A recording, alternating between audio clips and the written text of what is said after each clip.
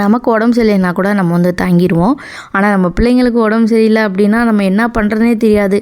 Mind ஏதோ வந்து struck ஆன மாதிரி அங்கனே நின்றுட்டே இருப்போம். எந்த வேலையுமே ஓடல. அன்னைக்கு நைட்டு அப்படி தான் பாப்பாவுக்கு திடீர்னு உடம்பு சரியில்லாதனால அம்மா எங்கேயும் போகாத, என் பக்கத்திலே படுத்துக்கோ, என் கூடயே இரு, எங்கேயும் போகாதன்னு சொல்லிகிட்டே இருந்தா. அதனால் கிச்சன் அப்படியே போட்டுட்டு எந்த வேலையுமே செய்யலை. போய் அவ கூடயே வந்து படுத்தாச்சு. காலையில் எழுந்திரிச்சு தான் எல்லாத்தையும் க்ளீன் பண்ணிவிட்டு அதுக்கப்புறம் தான் வந்து சமைக்கவே ஆரம்பித்தேன். பாப்பாவுக்கு இப்போ நல்லா இருக்குது. இந்த கிளைமேட் சேஞ்சுனால திடீர்னு காய்ச்சல் வருது, திடீர்னு சளி வருது, அதே மாதிரி டக்குன்னு அதே மாதிரி க்யூர் ஆயிடுது. ஸோ அதனால் நம்ம எப்போ என்ன நடக்குதுன்னே தெரியல. அதுக்கப்புறம் துணியெல்லாம் வந்து கொஞ்சம் துவைக்க போட்டுட்டு அதுக்கப்புறம் சின்ன சின்ன வேலைகள் தான் வந்து பார்த்துட்டு இருந்தேன். இப்போ ரொம்பவே நல்லா இருக்காங்க. ரெண்டாவது இந்த பிள்ளைங்க வந்து மற்ற நேரத்தில் எல்லாத்துக்கும் அவங்க அப்பாவை தான், விளையாடுறதா இருக்கட்டும், தூங்குறதா இருக்கட்டும் எல்லாம். ஆனால் அந்த உடம்பு சரியில்லைன்னா மட்டும்தான் அம்மா வந்து கண்ணுக்கு தெரியுவேன்.